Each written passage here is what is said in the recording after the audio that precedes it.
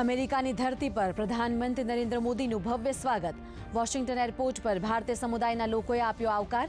આજે અમેરિકાના રાષ્ટ્રપતિ ડોનાલ્ડ ટ્રમ્પ સાથે કરશે મુલાકાત. બંને દેશો વચ્ચે વૈશ્વિક રણનીતિ પર સમજૂતીની વ્યક્ત કરી આશા.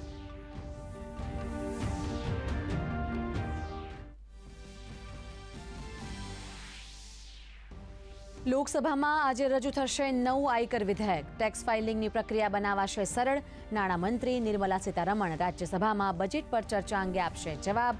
સંસદના બંને ગૃહમાં રજૂ થશે વકફ બિલ અંગે જેપીસીનો અહેવાલ.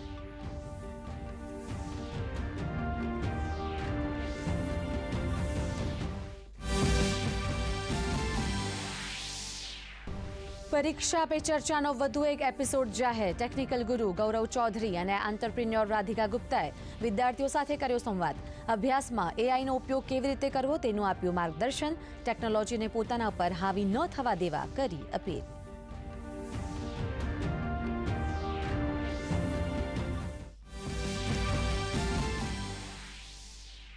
મહાકુંભમાં ઉમટ્યું ભક્તોનું ઘોડાપૂર. અત્યાર સુધી 48 કરોડથી વધુ શ્રદ્ધાળુઓએ લગાવી આસ્થાની ડૂબકી.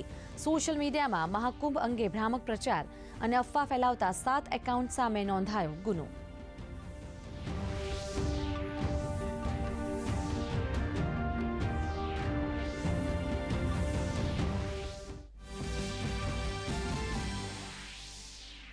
સ્થાનિક સ્વરાજ્યની ચૂંટણીમાં જામ્યો ચૂંટણીનો જંગ. ભાજપ, કોંગ્રેસ અને આમ આદમી પાર્ટીના નેતાઓનો પૂરજોશમાં પ્રચાર. જેતપુરમાં આપ નેતા ઈસુદાન ગઢવીએ ભાજપ પર કર્યા પ્રહાર.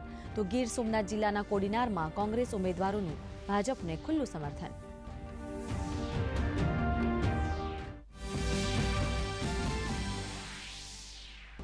આજે વિશ્વ રેડિયો દિવસની ઉજવણી. 2011માં યુનેસ્કોએ 13 ફેબ્રુઆરીને જાહેર કર્યો હતો વિશ્વ રેડિયો દિવસ. ભારતમાં 388 ખાનગી એફએમ સ્ટેશન, 625 આકાશવાણી ટ્રાન્સમીટર્સ અને 521 સામુદાયિક રેડિયો સ્ટેશન. અમરેલીના નિવૃત્ત શિક્ષક પાસે 400થી વધુ રેડિયોનો સંગ્રહ.